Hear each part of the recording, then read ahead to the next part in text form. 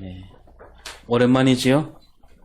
네, 아침에 어느 권사님이 오랜만에 뵙는다고 더 멋있어졌다고 해서 제가 기분 좋게 강단에 섰습니다. 내일이 우수라고 하지요. 이제 곧 경칩이 다가옵니다. 우수 경칩에는 대동강 물도 풀린다는 말이 있는데 그만큼 날씨가 따뜻해진다는 얘기지요. 올 겨울을 돌아보면 뭐 그다지 춥지 않았지요. 예, 저도 올 겨울에는 뭐 내복을 한 번도 입지 않고 지냈는데 큰 추위 없이 겨울이 이제 지나가고 있습니다. 그래도 겨울은 겨울이었어요. 산과 들의 나무와 풀들이 숨죽이고 있었고요. 벌레들도 어디엔가 숨어서 겨울을 보냈고 심지어 그 많은 고양이도 겨울에는 잘 눈에 띄지 않더라고요. 그래서 그런지 우리는 봄은 아침, 여름은 낮, 가을은 저녁, 겨울은 밤 이렇게 빗대어 말하곤 합니다.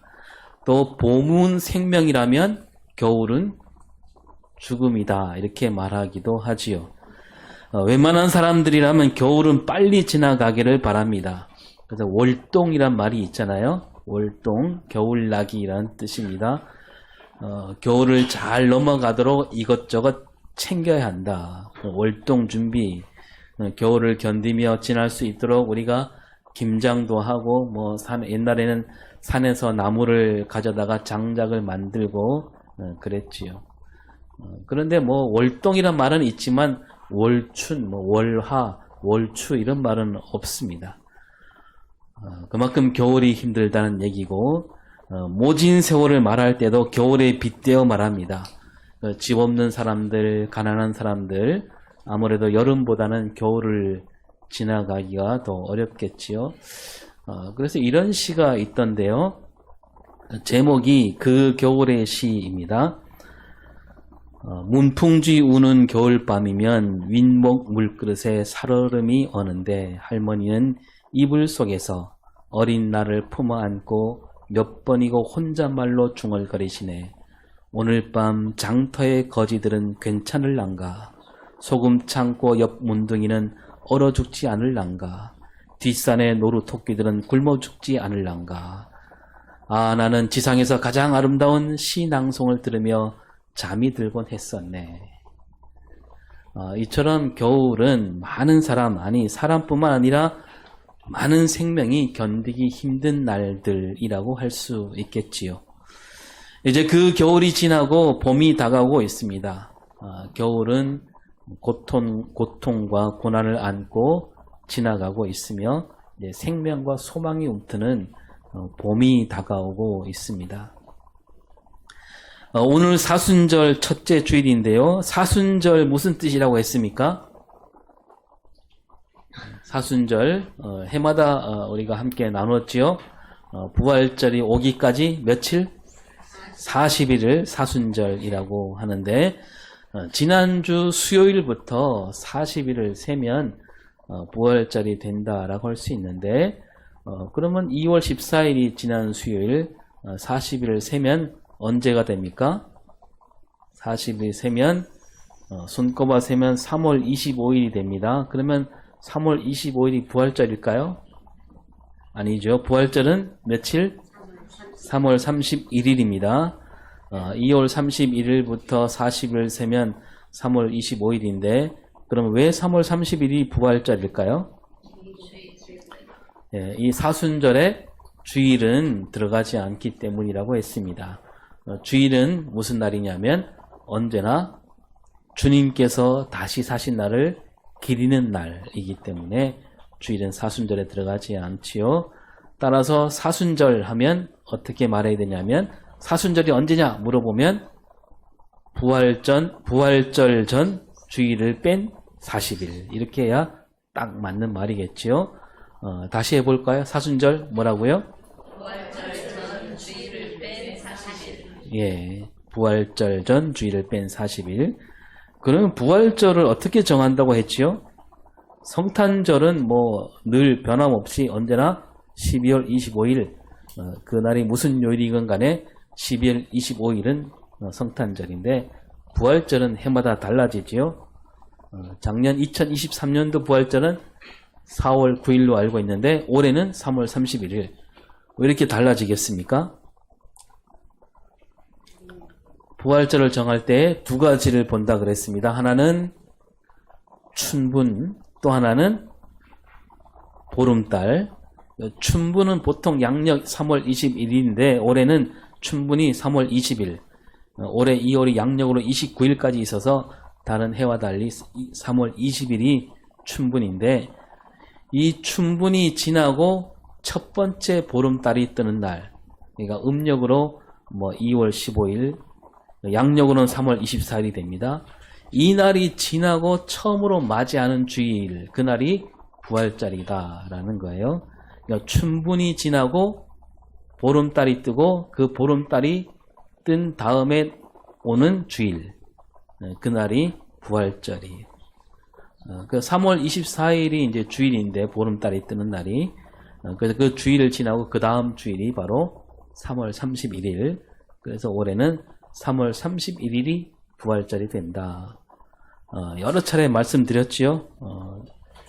다 기억하시려고 믿고, 우리 이제 앞으로 부활절이 오기까지 사순절을 지내게 되는데, 여러분 사순절에 가장 먼저 떠오르는 말 뭡니까? 예, 고난 십자가죠. 이제 쑥 뜯을 때 가끔 교회 십자가를 바라보면서 예수님이 겪으신 고난을 마음 깊이 새길 수 있는 그런 사순절이 되기를 바랍니다. 이 고난, 고통 이런 말은 우리에게 그리 달갑지 않은 말이기도 하죠. 이 고난과 고통, 따져보면 고난이나 고통 좀 다른 말이긴 한데 오늘은 그냥 한데 묶어서 고난이란 말로 살펴보고자 하는데요. 이 고난은 이제 크게 두 가지로 나눌 수 있겠습니다. 하나는 우리가 어쩔 수 없이 겪어야만 하는 고난이 있고요. 또 하나는 마음먹기에 따라서 겪지 않아도 되는 고난이 있습니다. 자, 어쩔 수 없이 겪어야 하는 고난 뭐가 있을까요? 앞에서 잠깐 말씀드린 겨울 추위. 어쩔 수 없이 겪어야 되잖아요. 우리 대한민국 땅에 사는 사람이라면 겨울은 반드시 겪어야만 합니다. 우리 대한민국 땅에서 겨울 없이 살 수 없기 때문이죠. 이렇게 있고요. 또 굳이 겪지 않아도 되는 고난도 있어요. 그러니까 뭔가 이루려고, 뭔가 얻으려고 할 때 그 얻으려면 힘을 모아야 되고 몸을 써야 되잖아요. 그 이루려면 거쳐야 하는 고난. 그것을 얻고자 한다면 거치게 되는, 거칠 수밖에 없는 고난. 사실 이런 고난은 굳이 겪지 않아도 될 수 있습니다. 고난 없이 이룰 수 없는데 그 고난을 겪기 싫다 그러면 내가 이루고자 하는 일을 놔버리면 되는 거 아니겠어요? 얻으려고 했던 거 안 가지면 되는 거지요. 그러니까 이런 고난은 마음먹기에 따라 겪을 수도 있고 겪지 않을 수도 있는 거지요. 자, 그리고 이제 이 굳이 겪지 않아도 되는 고난, 이 고난은 또 세 가지로 볼 수가 있는데 다시 앞에서 간추리면 고난에는 크게 두 가지가 있다 그랬어요. 반드시 겪어야 되는 고난이 있고 굳이 겪지 않아도 되는 고난, 마음 먹기에 따라서 겪는 고난이 있다 그랬는데 굳이 겪지 않아도 되는 고난, 그 고난을 세 가지로 나눌 수 있다는 거예요. 오늘 말씀에 그 세 가지 가운데 두 개가 나오는데 17절을 보겠습니다. 시작. 선을 행함으로 고난받는 것이 하나님의 뜻일진데 악을 행함으로 고난받는 것보다 나으니라. 네, 여기서 두 가지가 나오죠. 하나는 선을 행할 때 받게 되는 고난이 있고 또 하나는 악을 행할 때 받는 고난. 이 두 가지 고난은 앞에 말씀드린 대로 누구나 겪어야만 하는 고난은 아니에요. 왜냐하면 선을 행할 때 받게 되는 고난, 그 고난 받기 싫으면 어떻게 하면 될까요? 선을 행하지 않으면 되는 거죠. 또 악을 행할 때 받는 고난, 그 고난도 받기 싫으면 악을 행하지 않으면 되는 거예요. 자, 이렇게 두 가지가 했는데 세 가지라고 했지요. 나머지 하나는 뭘까요? 선도 아니고 악도 아닌 것도 있잖아요. 그러니까 뭔가 얻으려고, 선도 아니고 이거는 악도 아니야. 근데 뭔가 얻으려고 할 때 받는 고난. 그런 고난은 어떤 고난이 있을까요? 뭐 이를테면 여러분 쑥을 뜯으려면 허리도 아프고 잠도 덜 자야 되고 몸이 고되잖아요. 뭐 고난이라고 할 수 있겠습니다. 이 고난은 뭐 선을 행할 때 받는 고난도 아니고 악을 행할 때 받는 고난도 아니죠. 예, 돈 버는 거, 쑥 뜯는 일은 악도 아니고 선도 아니에요. 근데 저 악도 아니고 선도 아니다 이 말은 때에 따라서 이게 선이 될 수도 있고 악이 될 수도 있다라고 할 수 있겠습니다. 여러분 쑥 뜨는 일이 선한 일이 될 수도 있어요. 몸이 고되더라도 내가 쑥을 좀 더 많이 캐서 가난한 사람을 돕는 일에 힘써야 되겠다. 이런 마음으로 우리가 고난을 겪는다면 이 고난은 선을 행할 때 받는 고난이다라고 할 수가 있겠지요. 하여튼 우리 성경이 말하는 고난은 어떤 고난일까요? 어떤 고난이 하나님 뜻일까? 이 가운데 17절에 나온 대로 선을 행할 때 받는 고난, 그 고난을 성경은 우리에게 말씀하고 있습니다. 예수님이 겪으신 고난은 하나님 뜻이었죠. 따라서 선을 이루려고 받으신 고난입니다. 예수님은 굳이 이 고난을 겪지 않아도 됩니다. 예수님은 굳이 뭔가 얻지 않아도 되잖아요. 모자람이 없는 분이에요. 없는 게 없는 분이죠. 그분이 예수 그리스도인데 그분이 받은 고난은 따라서 우리를 불쌍히 여기셔서 우리를 사랑하셔서 받으신 고난이죠. 우리가 바로 그 예수를 믿고 있는 사람들이에요. 따라서 우리도 예수님을 따라 그 길로 갈 수 있어야 되는 겁니다. 그리고 선을 행한다라고 할 때 여기서 선이란 내가 보기에 좋은 선이 아니라 누가 보기에? 하나님 보시기에 선이에요. 사람이 보기에 선 아니라 하나님 보시기에 좋은 일, 그 일을 이룬 일에 우리가 뛰어들어야 하고 그 일을 이루고자 할 때는 반드시 고난이 있을 수밖에 없다라는 거죠. 다시 말하자면 선을 행한다 이 말은 예수를 믿는다는 말이고 선을 행한다는 말은 하나님 뜻을 따른다는 말이고 선을 행한다는 말은 하나님 나라를 이룬다는 말과 같은 뜻입니다. 이 초대교회 그리스도인들은 이렇게 선을 행하는 일에 뛰어든 사람들이에요. 거기에 고난이 있다라는 거 잘 알고 있지만 그들은 기꺼이 그 선을 이루는 일에 뛰어들었습니다. 이 베드로가 이 그리스도인들에게 편지를 쓰면서 이 그리스도인들에게 힘을 실어주고 있는 그 편지가 바로 베드로전서 후서라고 할 수 있겠습니다. 그래서 오늘 읽은 말씀 한 절 한 절에 그 마음이 담겨 있어요. 베드로가 이 선을 행하는 그리스도인들에게 힘을 실고자 하는 그 마음이 담긴 말씀들이 있는 거죠. 그래서 오늘 읽은 말씀을 한 절씩 보면 13절을 먼저 볼까요? 또 너희가 열심으로 선을 행하면 누가 너희를 해하리요. 예. 열심으로 선을 행하면 누가 너희를 해하리요. 이렇게 말하고 있는데 여러분 이 말 좀 이상하지 않아요? 이 말은 듣기에 따라서 앞뒤가 맞지 않아요. 선을 행하려면 고난이 있게 마련이잖아요. 근데 누가 너희를 해하리요 이렇게 외치고 있습니다. 지금 눈앞에 베드로가 눈앞에 선을 행하다가 하나님 뜻을 이루려다가 고난받는 사람들이 있어요. 있는데 베드로는 누가 너희를 해하리요. 선을 행하는 그리스도를 해치는 사람들이 아주 많습니다. 예수를 믿지 않는 유대인들이 눈에 불을 켜고 잡으러 다니고 있고요. 로마 제국도 예수 믿는 사람들 죄를 뒤집어서 잡아가고 있습니다. 많은 그리스도인이 잡혀서 고문을 당하고 다치고 심지어 죽기도 합니다. 그런데도 베드로는 누가 너희를 해하리요 이렇게 말하고 있어요. 이게 무슨 뜻일까요? 베드로가 한 이 말은 예수님이 하신 말씀을 마음에 담고 하는 말이에요. 누가복음 12장 4절에 예수님이 뭐라고 말씀하셨습니까?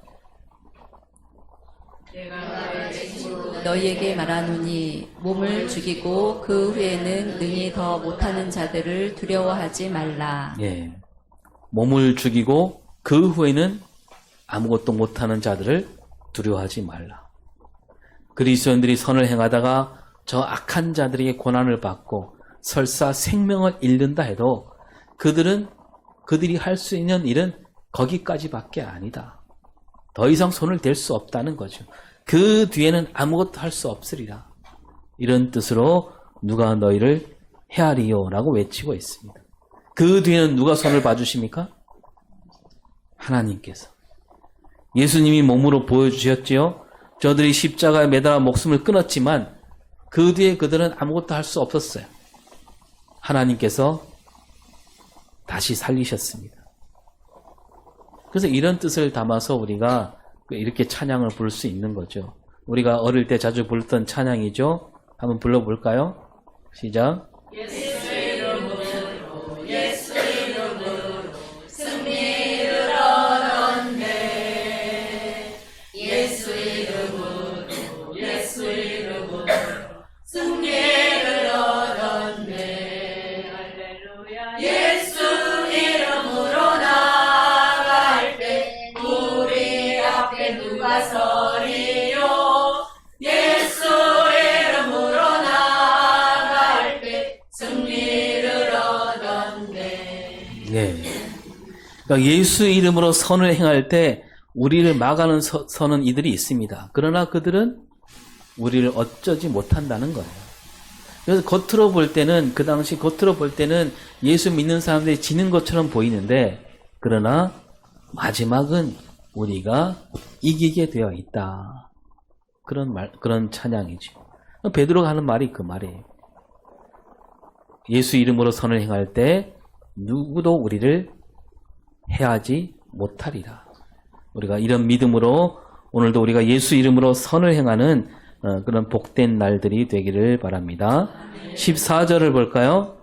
그러나 의를 위하여 하나님을 받으면 복 있는 자니 그들이 두려워하는 것을 두려워하지 말며 근심하지 말고. 예, 14절에 바로 나오죠. 의를 위해서 선을 행한다는 것과 의를 행하는 것 같은 뜻인데 고난을 받을 수밖에 없다. 그런데 이 구절도 예수님이 하신 말씀을 받들어 외친 말인데 마태복음 5장 10절에 시작. 의를 위하여 박해를 받은 사람은 복이 있나니 천국이 그들의 것이니요. 예, 의를 위하여 박해를 받은 사람은 복이 있다. 그 복은 어떤 복이에요? 천국이 고난받는 사람들 것이다. 천국은 풀었으면 하늘나라고, 하늘나라는 하나님 나라죠. 하나님께서 다스리시는 나라. 예수님이 8가지 복을 말씀하실 때 하나님 나라가 곧 복이다. 하나님 나라 백성으로 사는 것이 복이다. 이렇게 말씀하셨습니다. 하나님 나라 백성이다. 이 말은 하나님과 늘 함께 살아가는 사람들, 그들에게 복이 있다는 거죠. 베드로가 이 말씀을 받들어서 하나님께서 함께 하시니 고난을 받을지라도 두려워하지 않아도 된다. 그겁니다. 근심 걱정도 마찬가지라는 거죠. 그 의로운 세상은 하나님 뜻이 이루어진 세상이라고 할 수 있는데 지금 우리가 사는 세상은 그 하나님 뜻과 다르게 흘러가고 있습니다. 그래서 하나님 뜻을 이루고자 할 때는 고난이 있게 마련이라는 겁니다. 그런데 그 고난 속에 뭐가 있어요? 그 고난 속에 바로 복이 있는 거예요. 따라서 그 고난은 두려워하지 않아도 된다. 근심 없어도 된다. 그 고난은 곧 복이기 때문에 우리도 하나님께 늘 함께 하시는 그런 복을 누리고자 한다면 뭘 해야 됩니까? 의를 위해서 고난을 기꺼이 받는 사람, 그런 사람으로 살아갈 수 있기를 바랍니다. 15절 앞쪽만 먼저 보면요. 시작. 너희 마음에 그리스도를 주로 삼아 거룩하게 하고. 예, 앞에 14절에 두려워하지 말고 근심하지 말라 그랬습니다. 두려움과 근심이 올 때마다 마음을 다잡되 우리 주님은, 내 주님은 바로 그리스도다. 이 진리를 잊지 말라 그런 뜻이죠. 그러니까 예수님이 누구다? 내 주인이다. 내 주인이니까 우리는 어떻게 돼요? 주인이 하라는 대로 해야 되는 거 아니겠어요? 주인이 하라는 대로 할 때 그 일은 주인이 시킨 일을 했다. 그러면 그 일은 누가 책임져 줍니까? 주인이 책임지시는 거예요. 그러니까 우리는 두려워할 까닭이 없는 거죠. 근심하지 않아도 되는 겁니다. 그리고 그리스도를 주로 삼는다. 이 말은 다른 말로 하면 뒤에 나온 대로 거룩하게 한다는 말과 같습니다. 그러니까 의를 위해서 일하되 선을 행하되 어떤 다른 뜻을 품지 않는 것. 그러니까 우리는 뭡니까? 우리는 내가 뭔가 하려고 하는 게 아니라 오직 주인이 하라는 대로 하는 그런 마음가짐. 그게 거룩한 마음가짐이에요. 그렇게 하면 되는 거예요. 다른 뜻이 없어도 되는 겁니다. 그리고 15절 뒤쪽에 뭐라고 되어 있습니까? 시작. 너희 속에 있는 소망에 관한 이유를 묻는 자에게는 대답할 것을 항상 준비하되 온유와 두려움으로 하고. 예. 너희 속에 있는 소망. 이 소망은 어떤 소망일까요? 예. 하나님 나라 소망이에요. 예수님이 말씀하신 하나님 나라 소망이에요.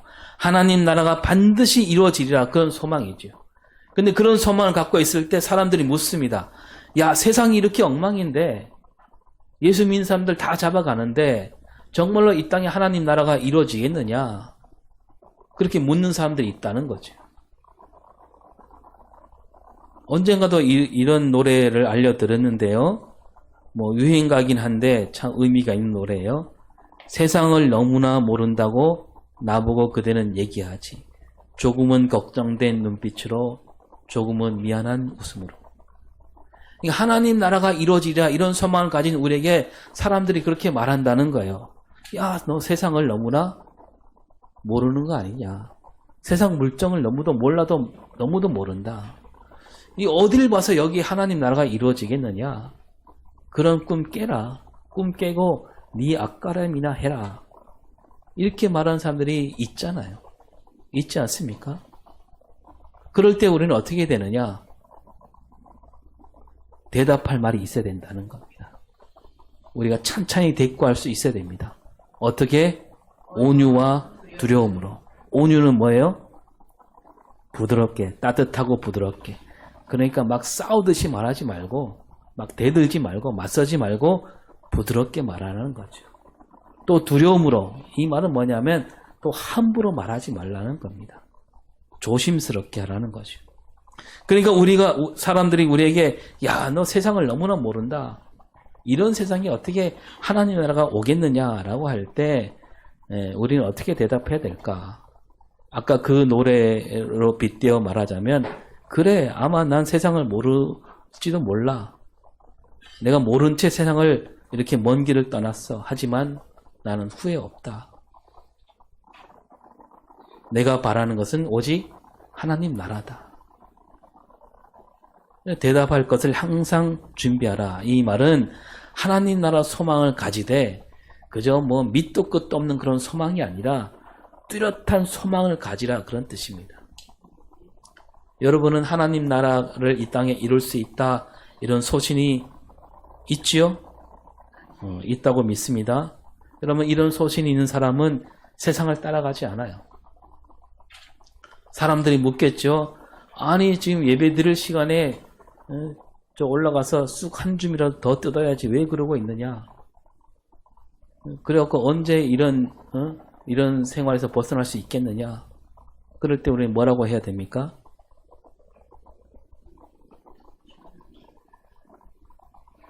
나도 답답하고 그래야 됩니까? 이렇게 말해야죠. 우리는 이 땅에 하나님 나라가 이루어지리라. 그 소망이 있기에 예배를 드리고 있다. 쑥 한 줌 더 뜨는 일보다 하나님 나라를 이룬 일이 더 값진 일이다. 이렇게 말할 수 있기를 바랍니다. 16절을 볼까요? 시작. 선한 양심을 가지라. 이는 그리스도 안에 있는 너희의 선행을 욕하는 자들로 그 비방하는 일에 부끄러움을 당하게 하려 함이라. 예, 선한 양심. 그러니까 선한 일을 하려면 뭐가 있어야 됩니까? 선한 양심이 있어야 된다. 양심이 선한 사람은 저절로 선한 일을 하게 되어 있다는 거죠. 이 얘기도 몇 번 말씀드렸어요. 흥부 놀부 이야기 기억나시죠? 여러분 놀부가 심술을 부리는 까닭이 뭐라고 했습니까? 사람들은 누구나 5장 6부를 갖고 있는데 놀부는 5장 7보가 있다 그랬어요. 뭐가 하나 더 있어요? 심술보가 하나 더 있습니다. 이 심술보가 움직이니까 심술보가 저절로 나오는 거죠. 그러니까 놀부가 저 사람들을 괴롭히는데 막 억지로 애를 써서 괴롭히는 게 아니라 그냥 속에서 심술이 우러져 나오는 거예요. 심술보가 있으니까. 마찬가지로 우리 안에 선한 양심이 있어야 된다는 거예요. 앞에 말씀드린 그리스도를 주로 삼는다 이 말씀과 같은 뜻인데 예수 그리스도를 주로 삼는 사람은 그 사람은 선한 양심을 가진 사람이나 마찬가지예요. 선한 양심이 우리 안에서 우리를 움직이게 하는 거죠. 그래서 선을 행할 때 우리에게는 다른 뜻이 없어요.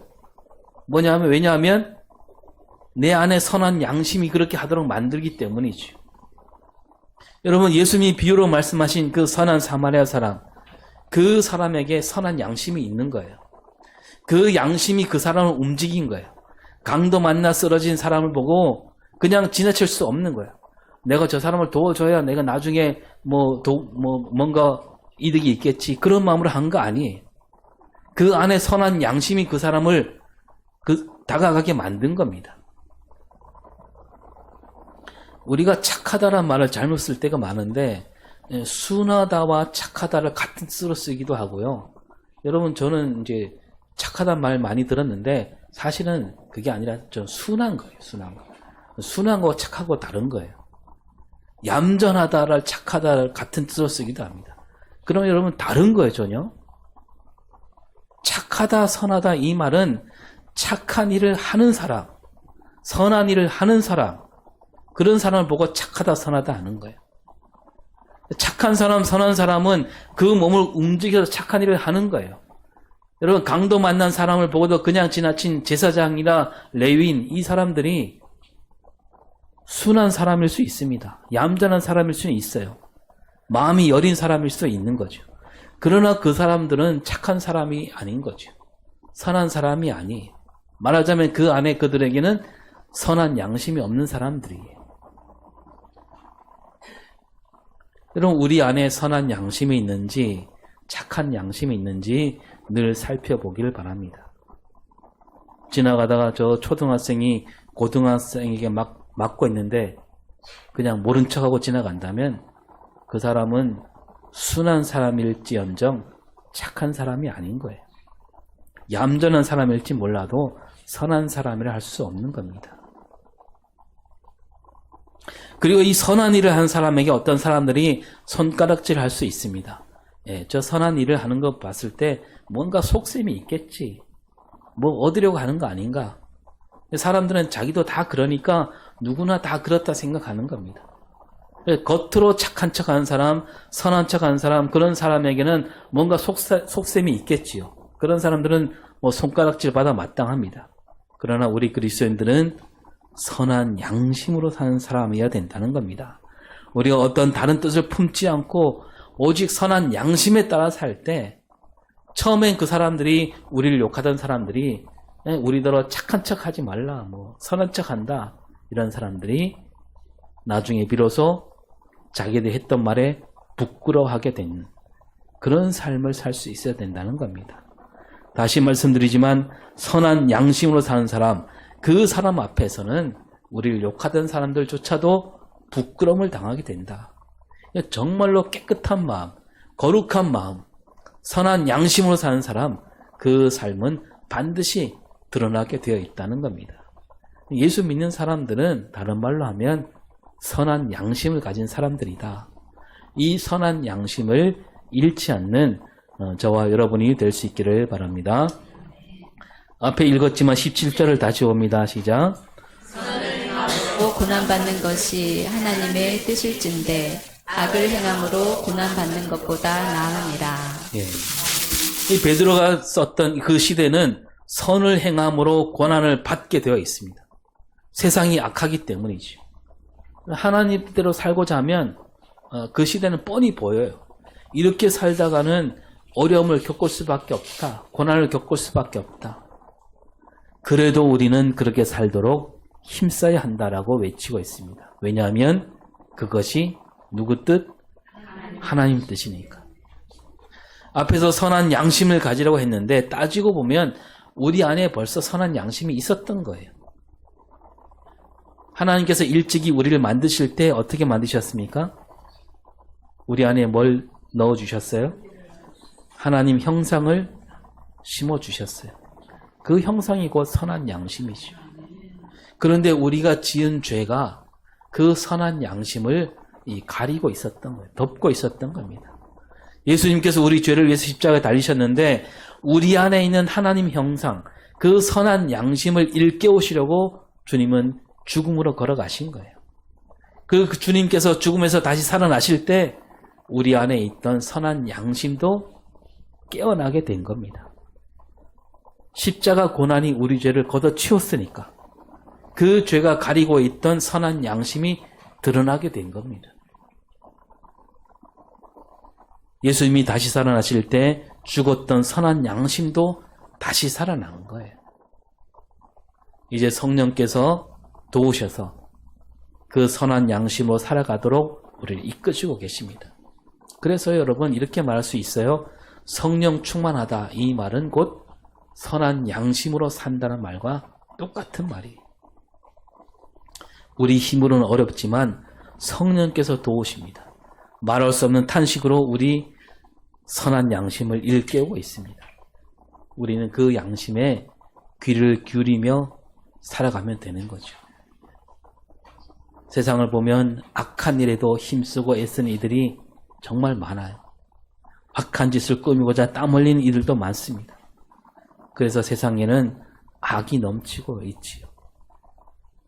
악이 넘치는 세상이니까 선을 행할 때 고난이 따르게 마련입니다. 여러분 그 고난을 복으로 여기며 오늘도 선한 양심으로 살아갈 수 있기를 바랍니다.